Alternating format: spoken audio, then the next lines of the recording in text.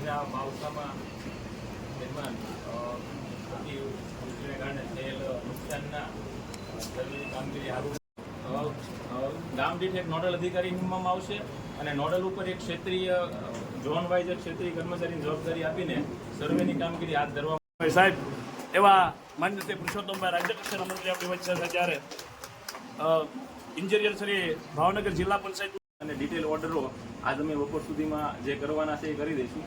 અને સર્વેયરની નિમણૂક થઈ ગઈ છે અને આજથી સર્વે તમામ ગામમાં શરૂઆત થઈ ગઈ છે.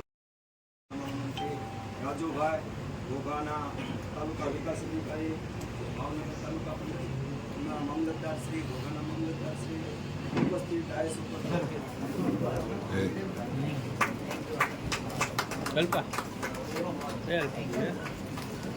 નુકસાની સહન કરવાનો વારો આવ્યો છે. ભાઈ, જે પ્રમાણે પરિસ્થિતિનો તાગ મેળવી રહ્યા છો, ખેડૂતોને કેટલું નુકસાન થયું છે અને કેવા પ્રકારની સહાય મળવી જોઈએ? મારા હિસાબે ખેતીવાડી વિભાગ દ્વારા જે આંકડા જાહેર કરવામાં આવ્યા છે તેમાં 3 લાખથી વધુના હેક્ટરની અંદર કપાસ અને મગફળીનું વાવેતર થયું હતું, પરંતુ ભાઈ જે પ્રમાણે ખેડૂત છે 4 મહિના મહેનત કરતો હોય છે, પરંતુ અંતિમ સમયમાં જે માવઠું હોય છે, પરંતુ હવે પરિસ્થિતિ ખૂબ વિકટ બની છે ભાવનગરમાં.